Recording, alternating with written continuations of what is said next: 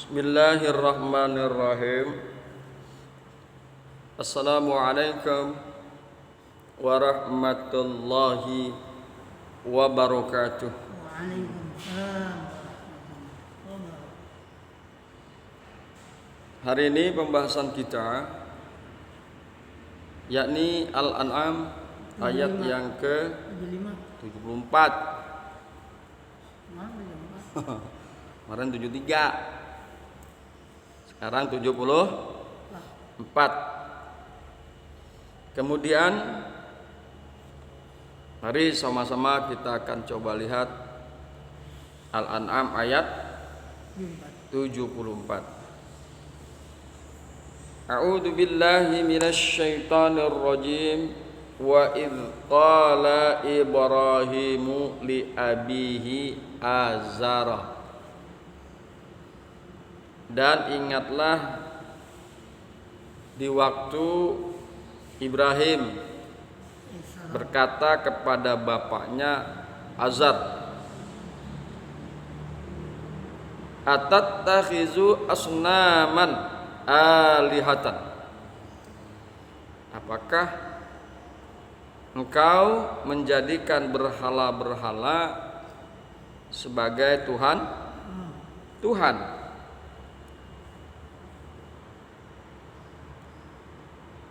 Inni araka wa qaumaka fi dhalalim mubin. Sesungguhnya aku melihat engkau dan kaummu dalam kesesatan yang nyata. Hadirin yang berbahagia, hamba-hamba Allah yang mudah-mudahan selalu dirahmati oleh Allah Subhanahu wa taala, bahwa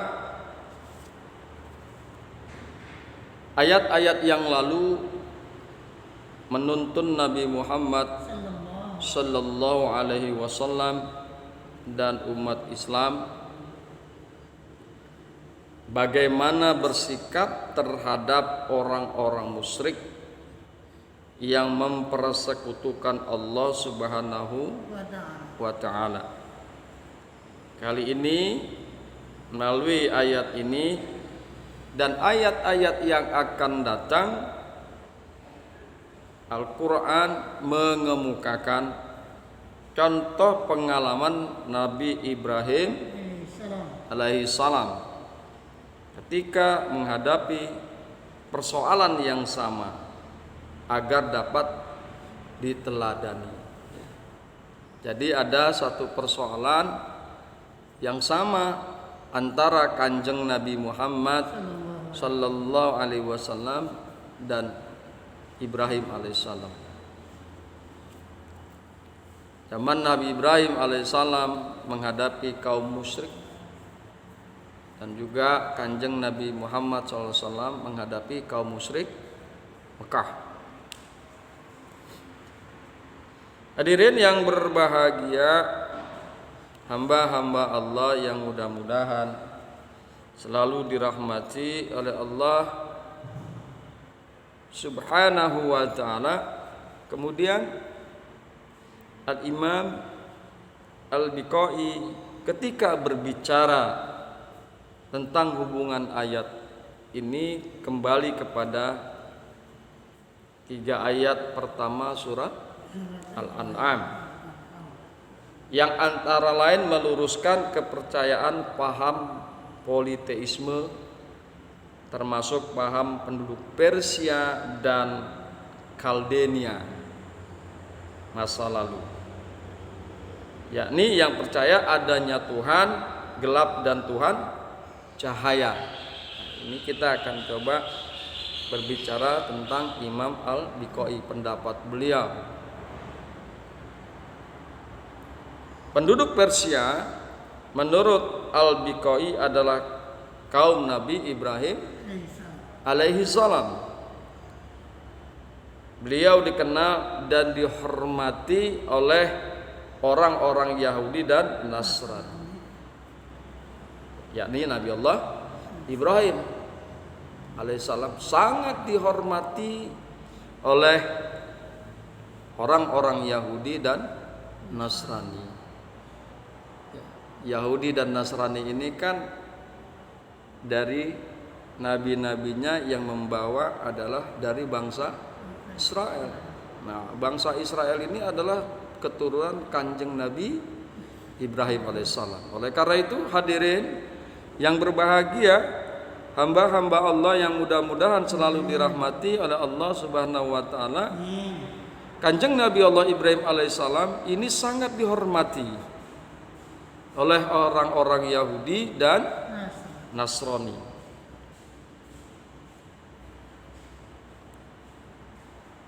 Demikian juga orang musyrik Arab, apalagi kaum muslimin. Ya, kita tahu bahwasanya Arab juga itu adalah keturunan kanjeng Nabi Allah Ibrahim alaihissalam dari Ismail alaihi salam. Hadirin yang berbahagia, bahwa ayat ini dan ayat-ayat berikutnya menguraikan sekelumit pengalaman Nabi Ibrahim alaihissalam menemukan Allah Subhanahu wa taala, Tuhan yang Maha Esa, serta bantahan beliau terhadap kaum musyrikin masa itu yang mempertuhan bintang-bintang dan membuat serta mengadakan untuk setiap bintang yang mereka puja masing-masing satu berhala. Satu bintang, satu berhala. Hadirin yang berbahagia, hamba-hamba Allah yang mudah-mudahan selalu dirahmati oleh Allah Subhanahu wa taala.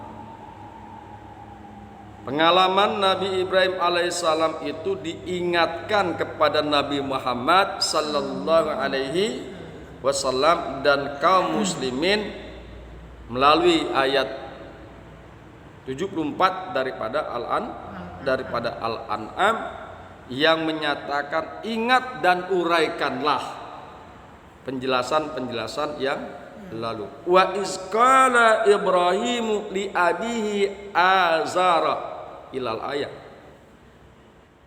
Wahai Muhammad, dan ingatlah hai Muhammad, hai umat mukmin, orang-orang Islam, dan ingatlah serta uraikanlah ketika Ibrahim berkata kepada bapaknya Azar, wa izqala Ibrahimu li abihi Azar.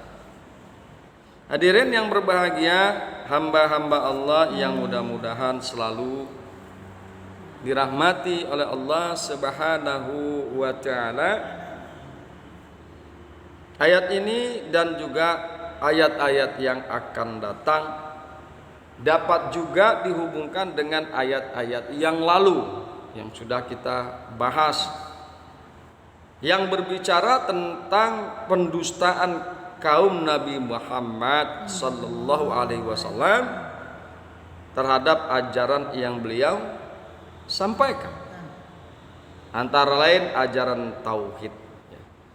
Jadi kanjeng Nabi Ibrahim alaihissalam ditentang oleh kaumnya, begitu juga kanjeng Nabi Muhammad sallallahu alaihi wasallam. Ketika kanjeng Nabi Muhammad sallallahu alaihi wasallam menyampaikan dakwah tauhid, beliau juga ditentang oleh kaumnya.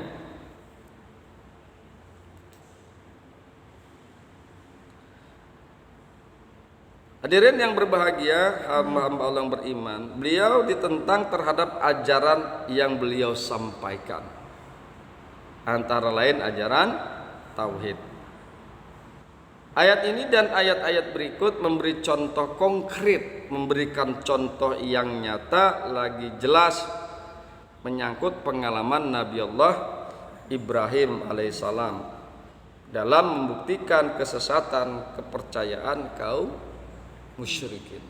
Ya, kita sudah pahamlah, sudah sangat familiar tentang kisah-kisah kanjeng Nabi Ibrahim alaihissalam ketika beliau menghancurkan berhala-berhala dengan kampaknya, dan saking marahnya ujung-ujungnya Nabi Allah Ibrahim alaihissalam dibakar oleh kaumnya dan Allah menyelamatkan beliau.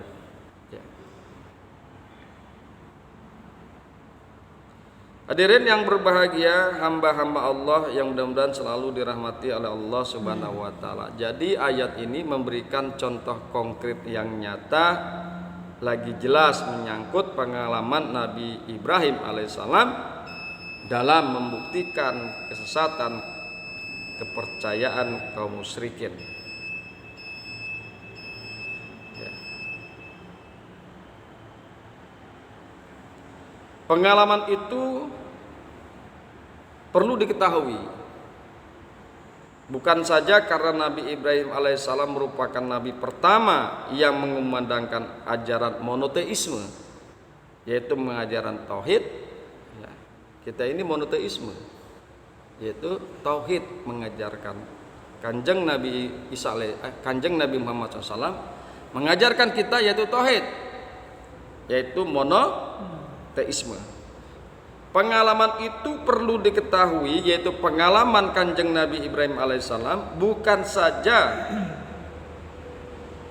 karena Nabi Ibrahim alaihissalam merupakan nabi pertama yang mengumandangkan ajaran tauhid atau monoteisme serta wujud Tuhan sebagai Rabbul Alamin, sebagai Tuhan sekalian alam, tetapi juga karena pengalaman itu berkaitan dengan orang tuanya sehingga menjadi sangat objektif dan sangat penting untuk diketahui oleh masyarakat Arab yang mengakui Nabi Ibrahim alaihissalam sebagai leluhurnya, atau orang-orang Yahudi dan Nasrani yang mengaku agama mereka sebagai kelanjutan agama Nabi Ibrahim alaihissalam. Jadi pengalaman ini perlu disampaikan, baik itu disampaikan kepada orang-orang Arab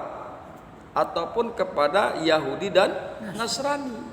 Mereka ini adalah suku bangsa yang memang keturunan Kanjeng Nabi Ibrahim alaihissalam. Wa isqala Ibrahimu li abihi Azar. Nah, pengalaman-pengalaman ini sekali lagi harus diketahui oleh kaum muslimin Yahudi dan Nasrani. Hadirin yang berbahagia, hamba-hamba Allah yang mudah-mudahan selalu dirahmati oleh Allah Subhanahu wa taala. Kemudian mari sama-sama kita coba kaji tafsir Jalalain. Dikemukakan oleh Imam Jalaluddin, a'udzu billahi minasyaitonir rajim wadhkur dan ingatlah olehmu hai Muhammad izqala Ibrahimu li abihi Azar, di waktu Ibrahim berkata kepada bapaknya Azar, wa laqabuhu, Azar itu adalah julukan Bapak Ibrahim. Jadi Azar itu adalah julukan, laqab. Kita kan biasa juga dapat julukan juga, ya. Jadi ada beberapa orang zaman itu dan juga mungkin sampai sekarang orang-orang tertentu yang mendapatkan julukan. Jadi Azar itu adalah julukan.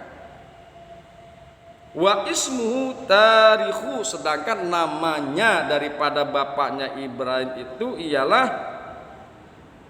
Tarikh, bukan Azar. Tarikh.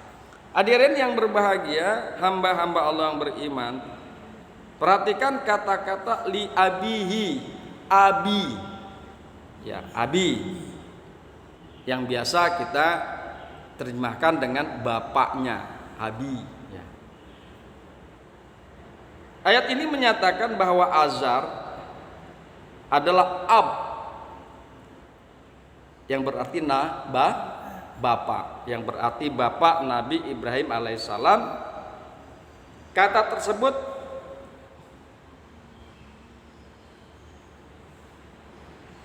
dijelaskan dengan kata orang tua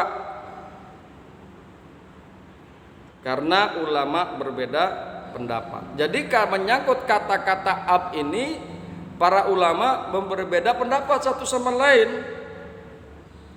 Menyangkut azar, ya, berbeda pendapat tentang azar.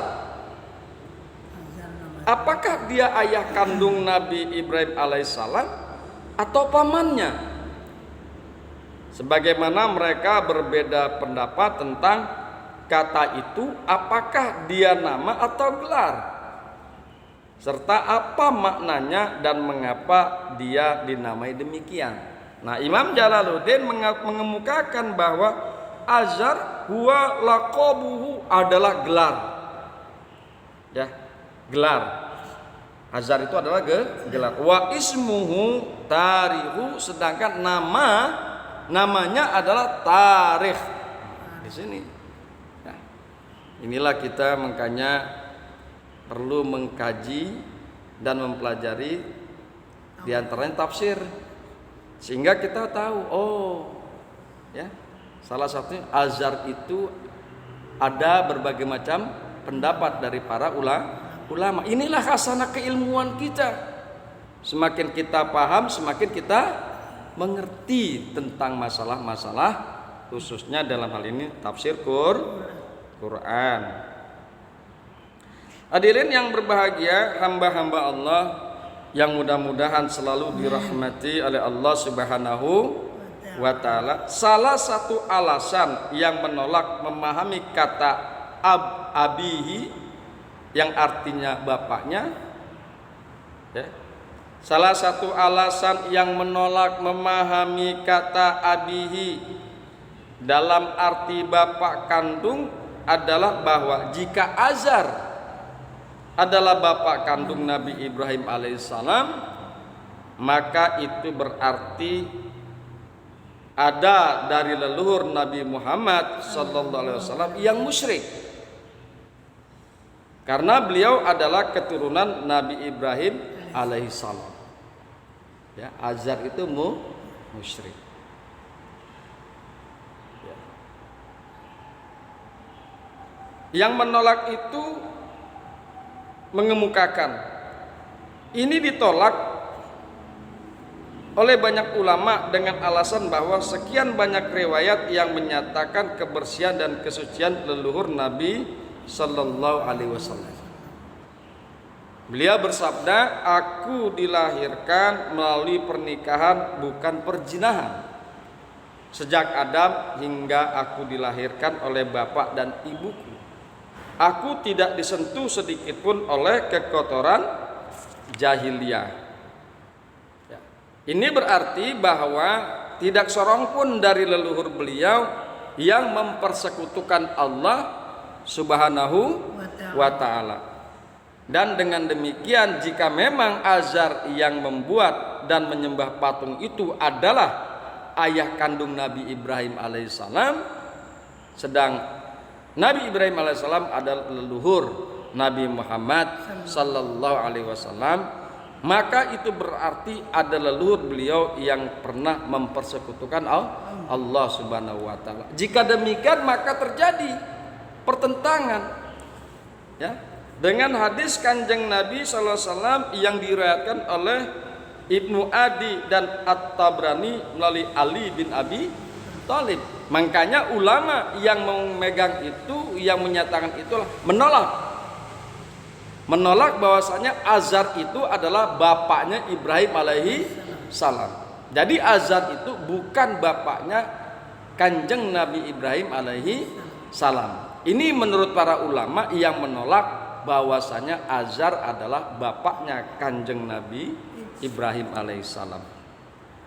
Hadirin yang berbahagia, hamba-hamba Allah yang mudah-mudahan selalu dirahmati oleh Allah Subhanahu wa taala. Kemudian Asy-Sya'rawi dalam tafsirnya, setelah membuktikan bahwa kata abihi, ya, kata ab digunakan untuk menunjuk ayah kandung atau paman, mengemukakan bahwa biasanya bila kata ab dirangkaikan dengan namanya, maka yang dimaksud adalah selain ayah kandung.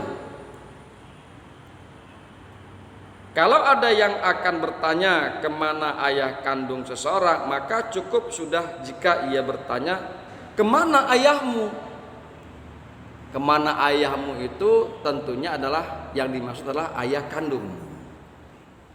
Tetapi kalau yang ditanyakan selain ayah kandung, maka di sini pertanyaan harus disertakan dengan nama yang bersangkutan. Nah, ayat ini menggunakan kata ab atau ayah sambil menyebut nama, yakni Azar. Dengan demikian yang bersangkutan bukan ayah kandung Nabi Ibrahim alaihissalam. Itulah menurut Asy-Sya'rawi. Ya. Menurut Asy-Sya'rawi. Hadirin yang berbahagia, hamba-hamba Allah yang mudah-mudahan selalu dirahmati oleh Allah Subhanahu wa taala. Kemudian ucapan Nabi Ibrahim alaihissalam yang diabaikan di dalam ayat ini kelihatan cukup tegas, bahkan mungkin agak kasar. Lebih-lebih kalau kata azar dipahami dalam arti makian atau bermakna pendurhaka sebagaimana dipahami oleh sementara ulama. Perhatikan juga bagaimana beliau menyatakan bahwa orang tua dan kaumnya dalam kesesatan yang nyata. Ini dapat dijadikan juga sebagai indikator bahwa mitra bicara beliau di sini bukan ayah kandungnya. Bukankah Al-Quran memerintahkan untuk tetap hormat dan berbuat baik kepada ibu bapak walaupun dia musyrik? Dalam Al-Quran dikemukakan, dan jika keduanya memaksamu untuk mempersekutukan dengan aku sesuatu yang tidak ada pengetahuan, sesuatu yang tidak ada pengetahuanmu tentang itu, maka janganlah engkau mengikuti keduanya. Janganlah engkau mengikuti keduanya, yaitu orang tua.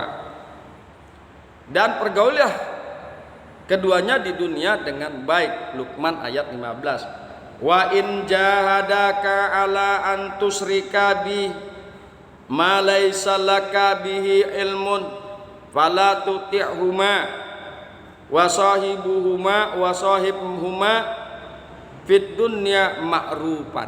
Itulah kira-kira isi kandungan daripada Luqman ayat 15. Jadi dengan perkara-perkara ini ulama akhirnya menyatakan bahwa Azar itu bukannya ayah kandung atau bapak kandung daripada Nabi Ibrahim alaihi salam.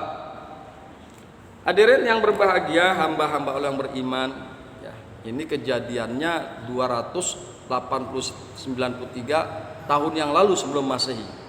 2893 sebelum Masehi.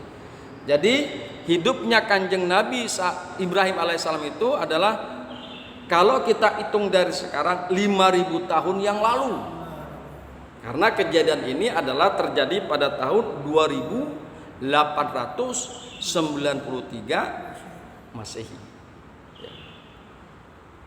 Nabi Muhammad juga belum ada air-airnya kali. Ya. Tapi kenapa Nabi Muhammad bisa menerangkan itu? Itu tidak lain dan tidak bukan adalah wahyu yang disampaikan oleh Allah Subhanahu wa ta'ala. Hadirin yang berbahagia, hamba-hamba Allah beriman. Kemudian dilanjutkan di dalam tafsir Jalalain, atattakhiju asnaman alihatan. Dan ingatlah ketika Nabi Allah Ibrahim alaihissalam berkata kepada bapaknya Azar, atattakhiju asnaman alihatan. Apakah pantas, apakah layak kamu menjadikan berhala-berhala sebagai Tuhan?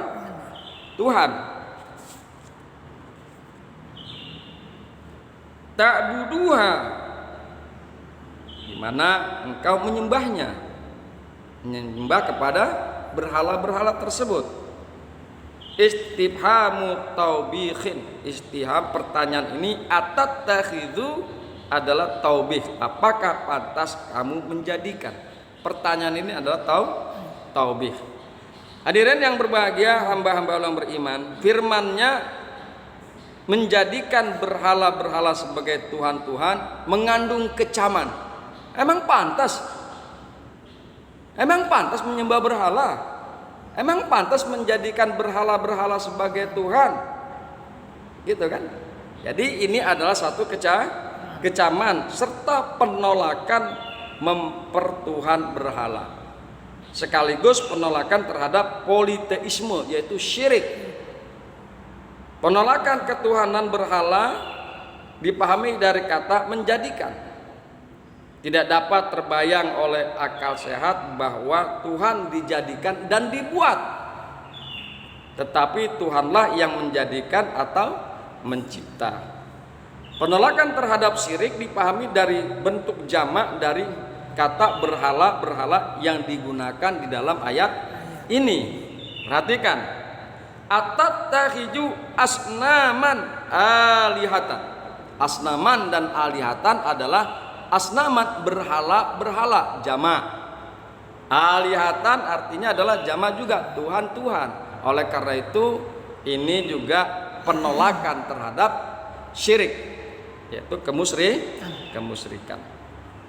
Mengecam dan menolak menjadikan berhala-berhala sebagai Tuhan-Tuhan, yang demikian itu adalah satu perbuatan syirik.